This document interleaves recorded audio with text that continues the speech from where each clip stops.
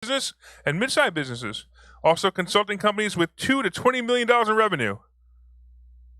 Well, we can't use you anymore because we're at 21. She's going. Okay, cool. She has she has 20 years experience in the corporate world plus another 15 elevating entrepreneurs and believes that small and mid-sized businesses deserve access to high-level financial management talent to chart their path to success and profitability. Was that a run-on sentence or was that a good one? I don't know. All right, cool. She's she's the right hand to CEOs and business owners, and by the way, she does help investor schooling. She's a money finder. Do you pick up pennies? All right, cool. And she reveals the story behind the numbers. Give me a hand for Patty Lawrence.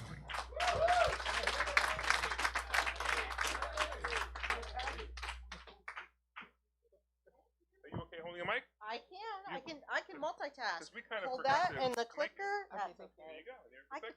can figure it All out. you have to do is click start and it will hopefully. It'll go. Click start. Where do I point it? Just no, you don't point it anywhere. Just click it. Maybe. There we go. Try it now. Click. No, There we go. You can put it anywhere you want. Actually, here. Point it every single time at Phil. It Bounces right off of him. It says a cancer-causing.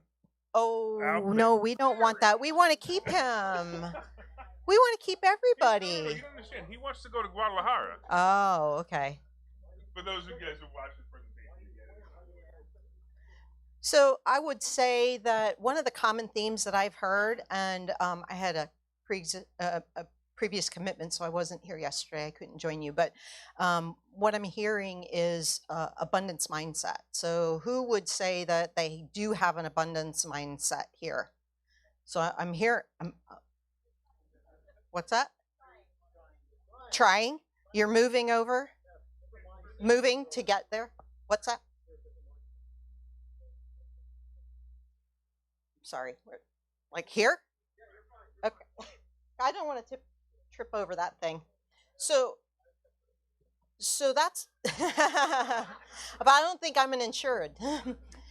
So one of the things that I do with my clients, our clients, because I'm the top of the heap at Turbo Execs, but what is really important is developing and elevating that money mindset, right? The abundance mindset.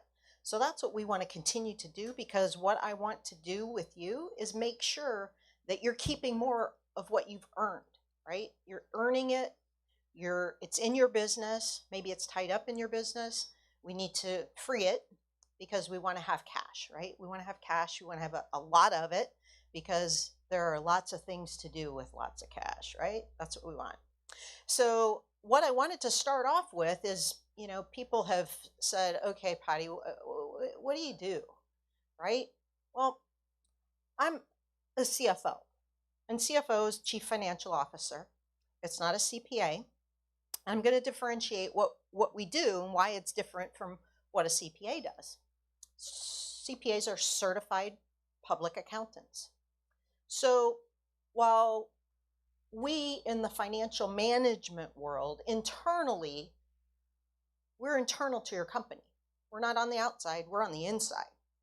We're the right hand of CEOs. So what we're looking to do is we're leading the financial activities of your company.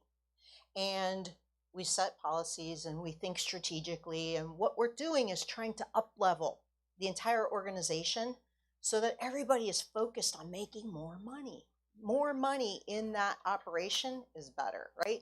Can we do it more efficiently, better, faster, smarter, right? We're hearing all these great ideas Friday, Saturday, Sunday, right? Lots of great ideas about how do you get more money? How are we going to be smarter about getting the money and keeping the money and growing the money? Those are some of the things we do. We do that with our business owner partners. We have an operational focus, whereas a CPA, they're looking at it from the outside. They're a member of your team because there's that tax thing that has to happen, right? Every year you have to file taxes.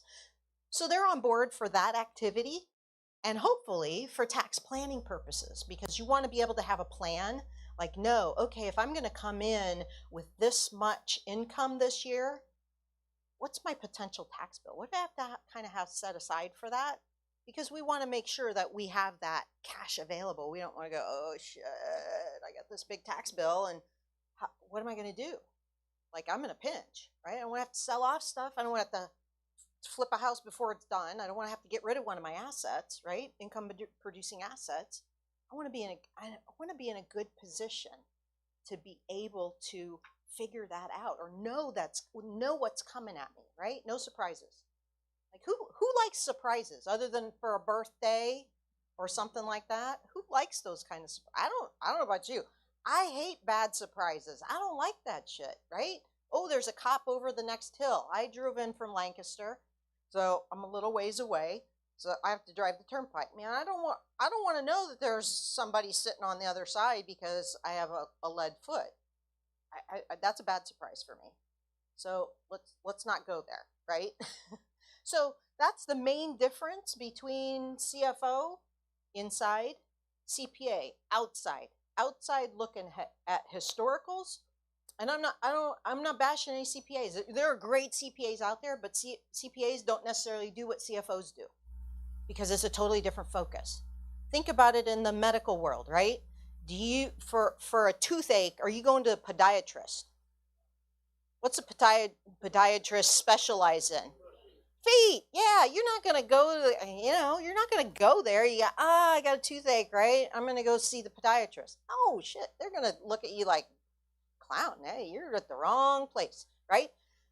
CPAs, it's no different, okay? We're both financial professionals, but practice in different areas. So our areas of expertise are different, okay? Let's see, what else? And the last thing is both integral to your team, right? Gotta have it. So if you have a toothache, you go to the dentist, you have a dentist. If you have a foot problem, you go to the foot doctor, right? You do go to the podiatrist. They're both on your team. We're both on your team. Next one. Let's just have a little CFO chat about your business, right? Tell me, is what you're doing today a hobby, or is it a line of business for you? It's a business. I like that answer. Who says it's a hobby? Hobby? Nope. Great, that's the right answer. So run it like a business. Okay, what does that mean? Okay, what does this mean, Patty? You're going to lecture us? No, I'm going to give you great insight. What should you be doing? Anybody? If you're running it like a business and not a hobby, what's the first thing you should do? Yes. Keep track of what you're doing. How do you do that? Keep records. Excellent. You had something. Yeah. Nope. Ed, sorry. Yes, separate accounts. Maintain separate checking accounts, bank accounts, whatever you want to call them. Yeah. Incorporate it, either LLC, S Corp, whatever you want to do. Make sure it's separate, right? We don't want to commingle. Commingling's for hacks, beginners, hobbies. Okay, so let's not do that. We're professionals around here. We're big girls and big boys, right? We're going to do it right. We're going to do it right from the beginning, because eventually your tax professional is going to ask you for those things, right? Your tax professional is going to go, all right, produce those records, right? For anything, you're going to have to produce the records. So let's get it right from the beginning and have those records separate. So separate bookkeeping, separate checking, savings, whatever you want to call it, separate banking accounts. I say just do it. So you're here, right? You're here. You're launching into or continuing your journey as an entrepreneur. A lot of you in real estate, investing. We've got both, the options trading and all of those things. What you need to do is you are here and you're getting education. That's a great first step, right?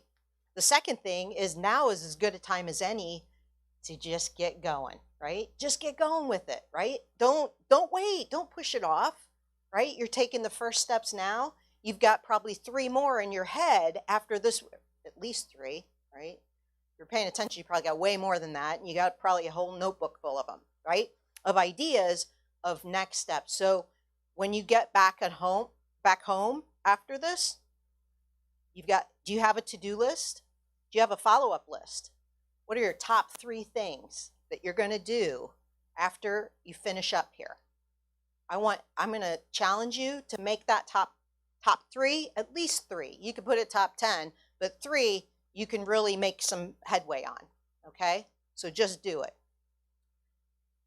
The next thing is, you want to set your money goals, all right? So you may have some goals in your head like, oh, let's see, I want to invest in I want to have X number of properties. By when? What by when? What are those goals, right? Because those kind of goals also need to be quantified, right? So if you're going to say, I want 2 houses by, in 2 years, by the end of the 2nd year, what's it going to take to get there? What's that money path look like? How are you going to achieve that? Right? Things like, how much do you have to save to get there? Who do you need in your life to get you there? Do you need to level up in any areas, right? Do you need a new person, on your team to be able to go to that next level? What's the timeline, right? Is it 2 years? Is it next year? What does that look like? And I would say also, something is better than nothing in terms of goals. So start small, because you can do it. You just gotta set that little goal and get there a little bit at a time. Just chip away at it. Because we don't, eat the elephant all in one bite, right? So if you set those money goals, you can get there. Now, some people look at this and go, oh, Patty, no way. I can't do that. Yes, you can. Make a budget, right? Make a budget. What is a budget? Basically, does anybody know? What's a budget? Live within what you make, your means. Did you? Nope, you were just doing that. Okay. Ed? A spending plan. I love that. Did you Exactly. So what it is kind of like, okay, when you get in your car to come here for the first time, what did you use? GPS. Yeah, of course, it's a roadmap or GPS, right? And in nowadays terms, right? In this century, it's GPS. Last century, it was a roadmap, right? Paper map. But it's a map on how do you get from where you are today to where you want to be, right? Because it's going to take some level of resources to get to where you need to be, to achieve those goals. It's got to be tied to your goals, right? It's exciting stuff. I mean, people are like, oh, dreading budgets. No, it's exciting because you're putting a plan together for your success. Think about it that way. Like, think about that abundance mindset. That's what you're doing. You're putting that into action. You're translating it. And it's really not as difficult as you think. If you look at some of the data that you probably have, nobody raised their hand about a hobby. So you guys are running like businesses. You've got some data. You've got some reports. All you gotta do is pull that and look at them. Pull them apart a little bit. You'll know what you need to do. I call it saving like a squirrel, right? Squirrels, they gather nuts one at a time, right? Because, that's all they can carry at a time. And they take them back to their nest. So what I say is start small. Start small, saving like a squirrel. And when you do that, you should look at the largest amount that you won't miss on a weekly, monthly, whatever basis that is.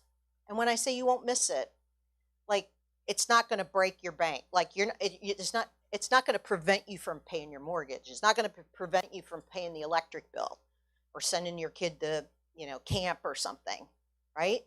But what if you just said $100 a week? I won't miss it, setting it aside, right? And you just squirrel that away.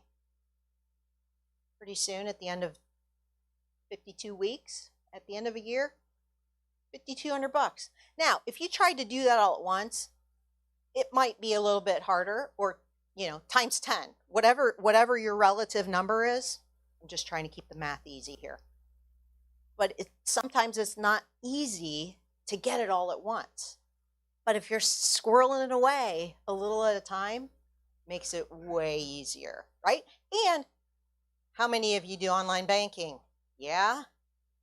Online banks make it so freaking easy, right? You can just set up this little recurring thing that says, boop, move it, out of sight, out of mind, right? Move it to another account so it's not in your operating account. It's not in your checking account where you don't see it every day.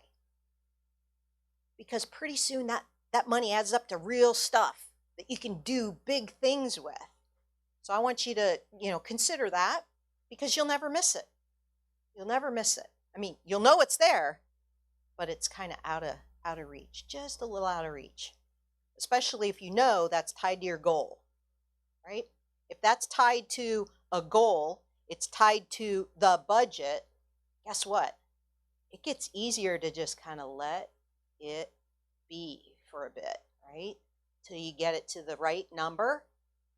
And then that helps you achieve that next level of success, right? And your budget and your plan and your dream and your goal, check all those boxes. It's awesome. Let's see, the last one. Oh, I love this one. Alignment equals velocity. It's like, what the hell does that mean? Well, first of all, it's mindset. Mindset. So where is everybody's level of play around money, right? And success and abundance, right?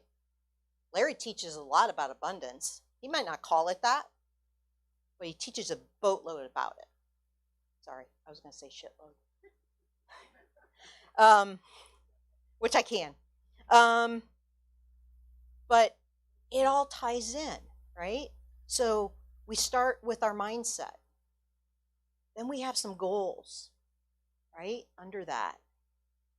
We have a budget.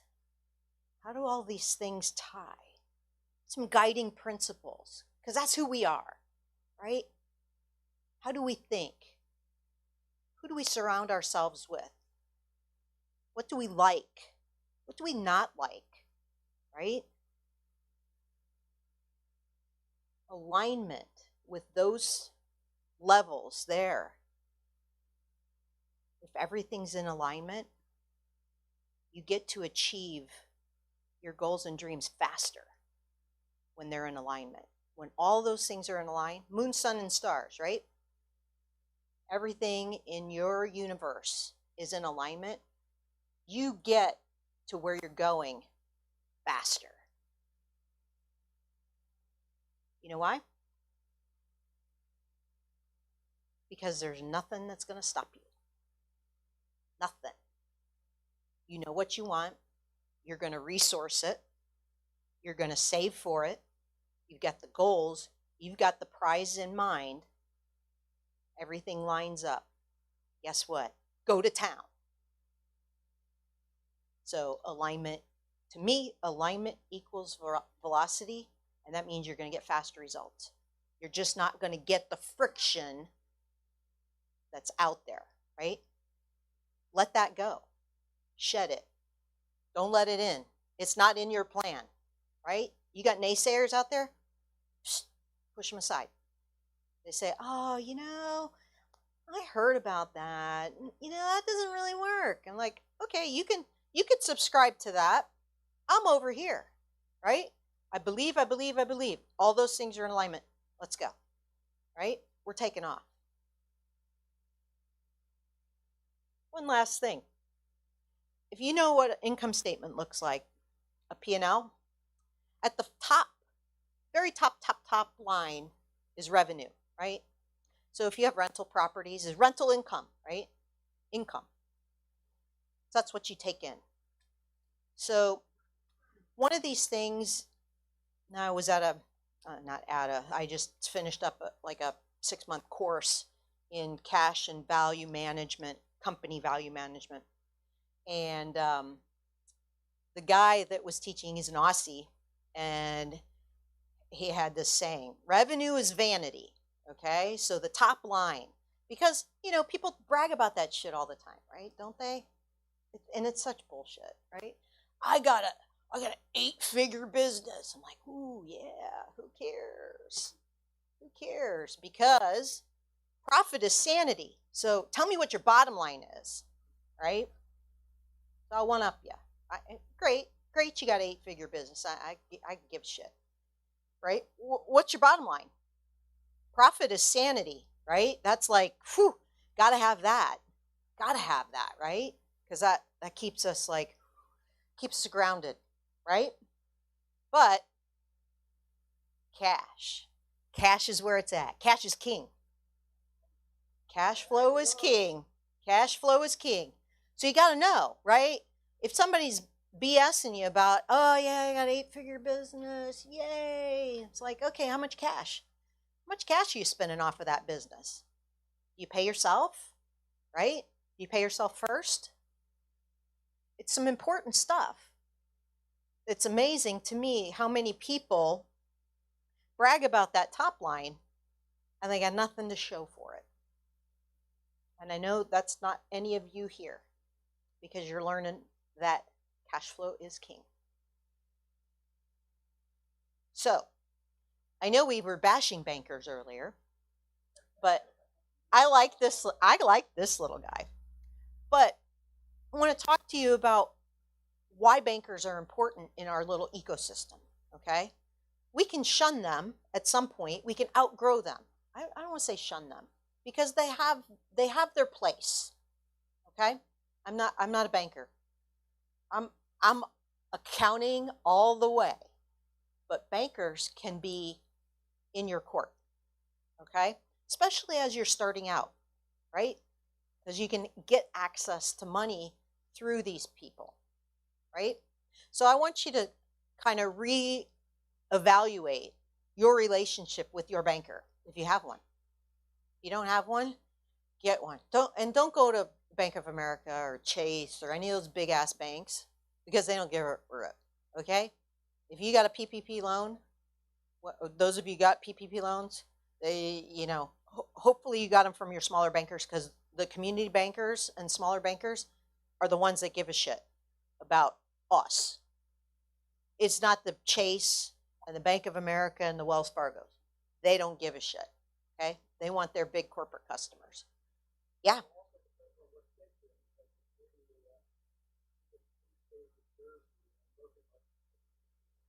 Oh, I'm sorry. If you're in the state of New Jersey, everything, friends I have over here in Pennsylvania, they were making out with the PP to help their business. Murphy was destroying a third of the small businesses in New Jersey.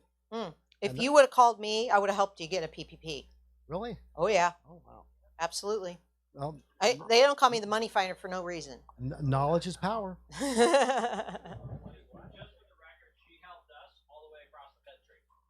I did. Oh, sorry. In a Pennsylvania bank.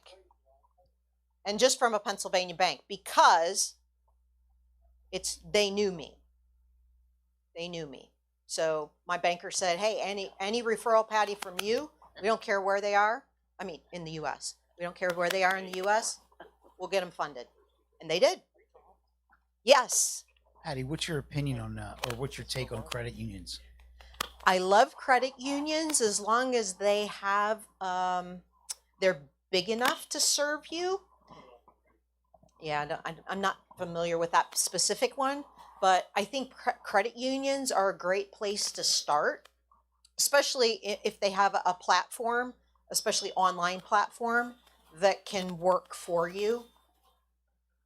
As long as they aren't, so remote that they can't take care of you. I don't personally. I have one client that has one. I mean, I work with clients across the U.S.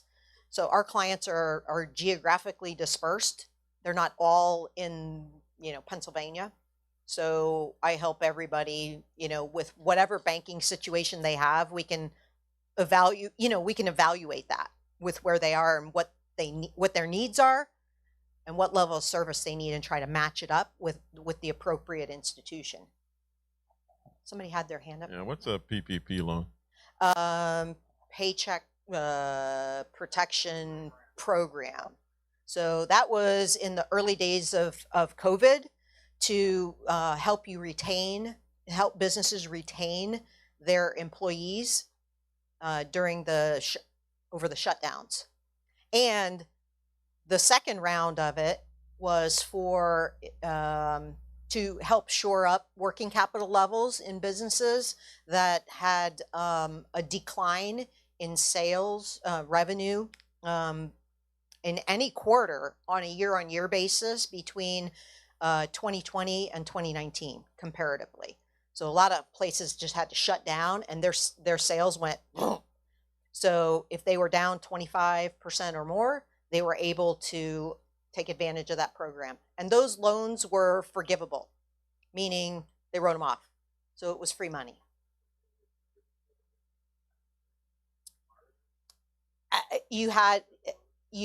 There were aspects of it that there were a ton of different areas that you had to qualify for and perform, if you will. And they were, it was basically shifting sand. People were guessing on what it was going to be, or trying to interpret what Congress was trying to legislate, and what the program was really supposed to be. And it wasn't until the forgiveness criteria came out that people actually said, "Oh, okay, that's what they meant." So yeah, a lot of it was open to interpretation, especially early on in the program. I think PPP funds are, and I don't want to speak out of turn, but I think they're pretty much done now. They're exhausted. Whatever Congress appropriated, they're done. But there are other funding mechanisms out there. There's EIDL loans if you had a reduction in sale revenue year on year. There are other programs. There were a lot of grant programs at the local levels, state and local levels, because they got CARES Act funding too. So they put their own programs together with those funds, depending on, there's certain geographic area, if they were heavily in industry or maybe real estate based, whatever it was.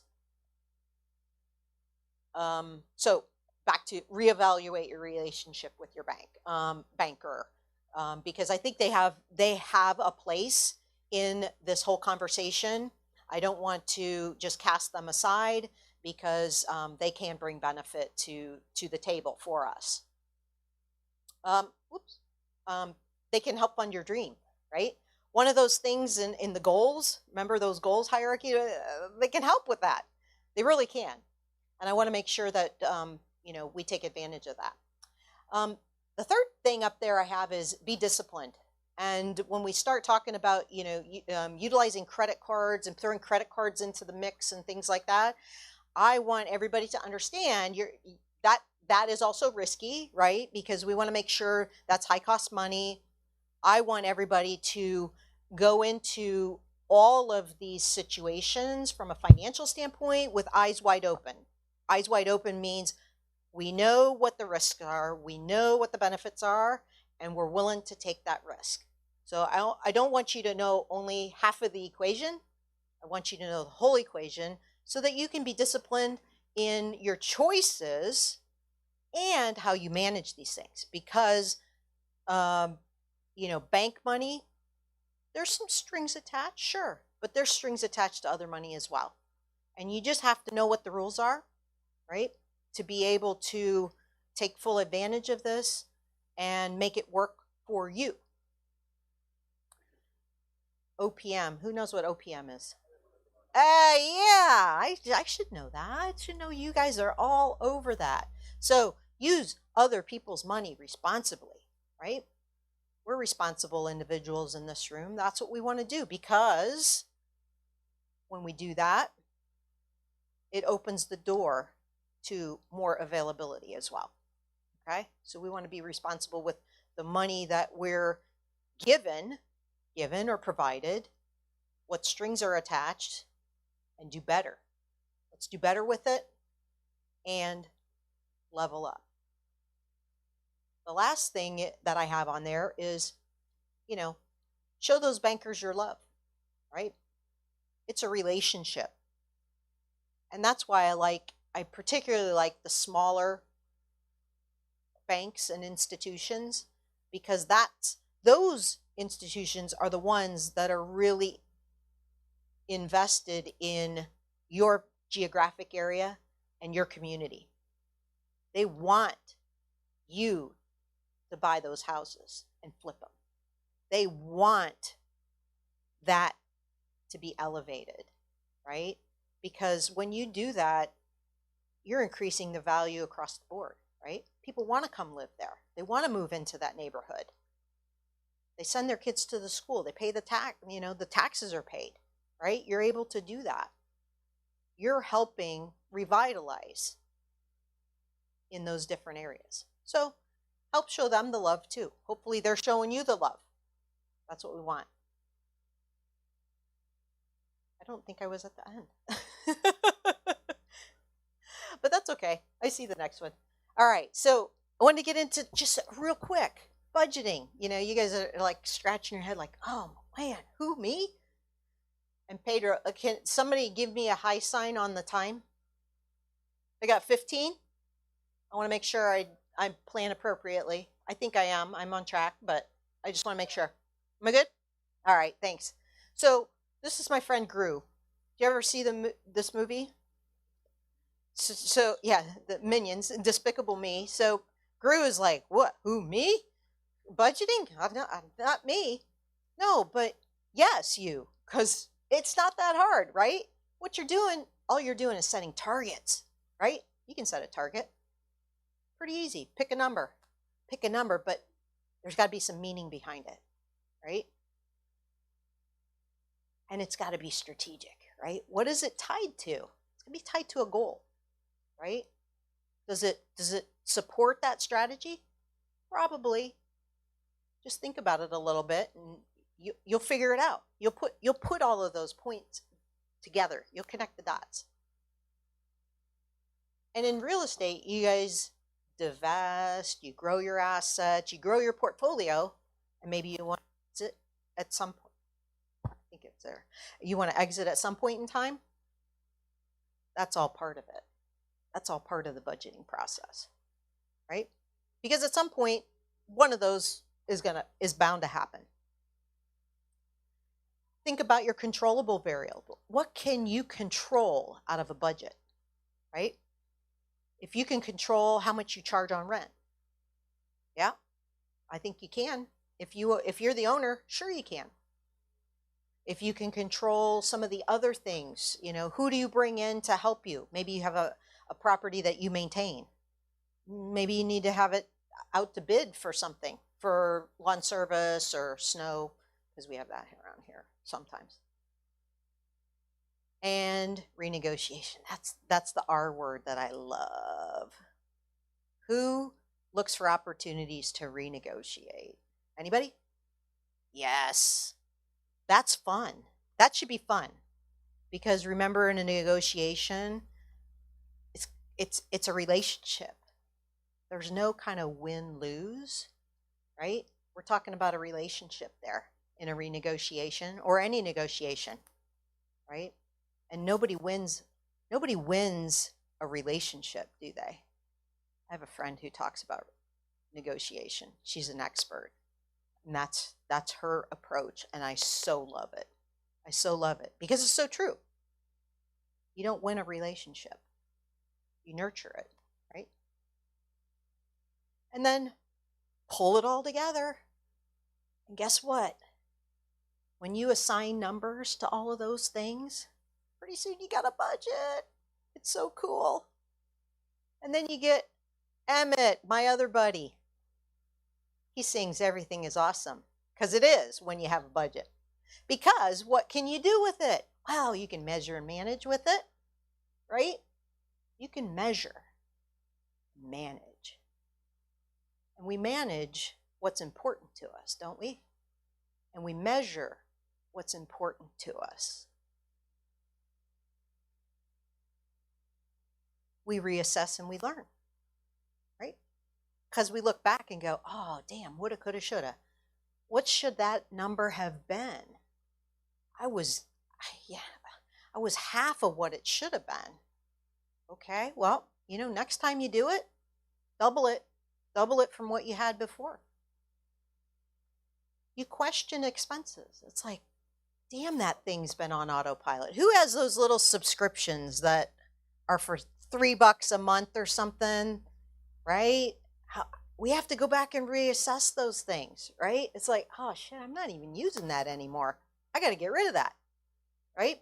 Every once in a while. And you know what? You can do that in your personal life. Forget, it's not just business life, right? We have it's like, oh man, I haven't used that for years. What's that doing there still? Yeah. Thought I canceled that. No, it's still there, right? Still coming out of your checking account, still hitting your credit card. Better, faster decisions when we have a budget, right? We can look at a budget and go, yep, I'm on track. Cool. That's what my number is going to be. Or we can say, yep, nope, we're about 25% lower than we need to be. Or we're blowing the doors off. We're 25% ahead, right? Ooh. We got some pretty good decisions based on that because we've got that document already done, right? And we put a lot of thought into it, right? We got a lot of horsepower up here. We put a lot of thought into that. So there's got to be something good that comes out of that, right? It's a good decision-making tool. We can respond to the unexpected. Oh, COVID. COVID put the stop on a lot of things, right? Or prices went up, right? Now we're dealing with the, supply chains are all effed up. Woo. So, that being the case, what do we need to do? There's some things that, we need to tweak. We need to tweak some numbers, but we've got a plan that we can adjust. And we can update it and use it for forecasts. Forecasts are kind of interims, right? You look at it mid-year, quarterly, whatnot, update it a little bit, tweak it. It's all good. And then everything is awesome. So just to recap, now I can show it to you graphically. It's a cycle. And these are just very high level things, right? Measure, monitor, analyze, course correct, and coach. Coach, you can coach yourself, you can coach your team on what to do, how to do it, what to do differently. So in measuring, who's heard? What gets measured gets managed. Anybody? Peter Drucker said that once upon a time, probably in the 80s, because it was a great decade. And we measure what's important, right? That's what we do. Oops, I'm sorry. Went too fast. Then we communicate it to the organization, right? If we have an organization, we get them all on board. Then we do some monitoring, all right? So monitoring in my language to a CFO is, what are we paying attention to on a regular basis, right? What is important to the group, right? What is important to our organization that we keep track of? Is it gross profit? Is it top line? Is it expenses? Is it revenue per employee? What does that look like? Then we compare it to targets and benchmarks. And then we put our analyzing hat on, which is not dissimilar to this one. We put that hat on and we say, hey, do we notice anything? Get analytical with it. Are there any trends coming up? Trends usually 3 in a row, right? 2 are just 2 points. 1, can't even tell, right? 1 month you can't tell. 2 months, pay attention to it. 3 months in a row, could be a trend. You might want to take action on it. Because that's when we ask why, right? If we see that kind of trend, then we ask why. and where are we off to our benchmark, right? And then we try to figure out what the heck happened, what's the cause, because it's important. It's important to the next step, right? Course correct. What do? We fix it. Can we fix it? Maybe not. I say practice abstinence. That means don't do it. Don't do it. Whatever it was causing that problem, don't do it, right? Sometimes it's self-inflicted. Let's stop doing that. Sometimes it's going to take a little bit of trial and error to figure out exactly what the cause is, because we don't really know for a fact, but we'll try some things and see if that fixes it. Then we look at coaching, kind of internalizing it, working with our staff, working with our peeps. Explain the changes to the employees. Maybe they need to be aware of something. Maybe they're the root cause. Ruh-roh. Explain why it's important. You want them on your side, right? We all need to be rowing the boat together. You don't want somebody rowing against you, then you just row the boat in a circle. That's no good. And then encourage empowerment, right? Empower the team. It's awesome to have a whole team go in the same place you're going, right? We talked a little bit about friction before. We don't want friction. We don't want people going against us, going against the flow. And that's what I had. Oh, the last thing I had for you is, and it's not on my slide, but I thought of it afterwards, is 3 truths for entrepreneurs, according to Patty. This is the world according to Patty. But 3 truths that I want to share with you that I found true is you have to lean in. And by saying that, I mean there are sometimes you have to get uncomfortable, because that's the only way we can change, right? We have talking about mindset. We need to lean in. The second thing, I want you to trust the process. There have been a lot of people talking, presenting up here the last couple of days. There's a lot of concepts here. But you know what? The only way you're going to be able to do that is you got to trust the process. And the last thing you need to do for you is you all need to be you. You need to be authentic. You can't be each of us. You can't be Larry. You can't be me. You can't be Eli. You just can't. You can't be us. But you can be you. And you can be the best freaking version of you that there ever was. And we're all here because we're all trying to up level, right? We're trying to level up. And that's what we want. So thank you very much. And I'll take questions from any and all of you.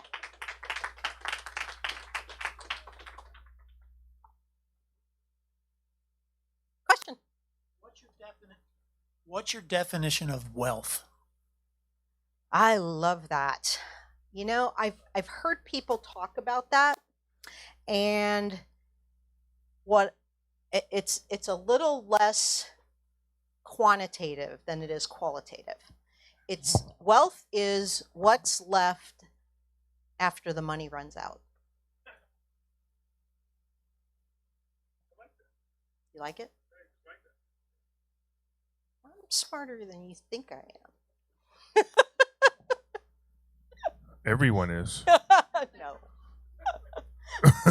Does that help you? It's not a number, and I don't have a number answer for you, but honestly, that's me, and that's from my heart, because I truly believe that, because each of you has wealth.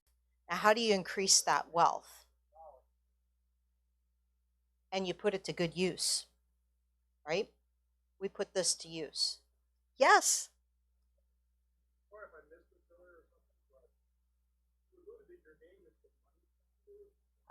They call me a money finder. Yes. because I find people money. I can find it inside their business. I can look Okay. at their numbers and find where money is hiding out that needs to be let loose. Right? We need to convert it to cash because it's not doing anything in their business. It's not productive. Okay? And it could be used for other things. I can also find people money that other people aren't thinking about. So it's resources, it's cash in their business, higher profitability, maybe, all of those things. Yes. So in your years of doing this, let's say for a small business under $5 million a year, what's the most common mistake most people make? And what would you, in your opinion, what would you encourage them to do? Like, what do you see on a regular basis? Yeah, what I see a lot of is people really not understanding what the true profitability is in their business or where it comes from. What's the most profitable area of your business? Right? There's a lot of people who don't know if they sell one more dollar of something, what's the most profitable next dollar I should sell? Right? Is it a product or service, whatnot in their business? They don't know that. They don't know the answer to that question. So if you were to put, say, resources against that, either people resources, money resources, which are usually the same, unless people work for you voluntarily. If you put effort against that, where should you be focusing in your business to immediately increase the profitability of your business? I see that a lot. Not everybody knows what that is in their own business. They know what gets them the most top line money, but not necessarily what gets them the most profit. Mm-hmm. Yeah. Any more? Oh, yep, more. Do you work on a retainer, or how can people get in touch with you? Yeah, I have some business cards in the back. I have some Post-it notes if there's any still in the back there. Please help yourself. That was a weirdly worded question, but say that again. I wanted to see how people could get in touch with you. Are you on a retainer, or do you charge by the hour? I never charge by the hour. Ask Larry. It's a monthly fixed fee for a set of services. So we work really, really hard to get you whatever that is. So it's not like, sorry, what's your name? Michael. So Michael called me and we spent 10 minutes on the phone. I need to track that because I have to send him a bill for 10 minutes. No, we don't do that. You pay a monthly fixed fee and you get a set of agreed upon services and then some. So if you need help with whatever, we're going to be there for you. We work side by side with our clients. We partner with them. Larry is investor schooling as a client. We're clients. Yes. Yes. You know how much money she found me? Enough to pay her every month. And that's really important. I couldn't resist. I just couldn't resist. It's okay. All right, so what do you guys think of Patty?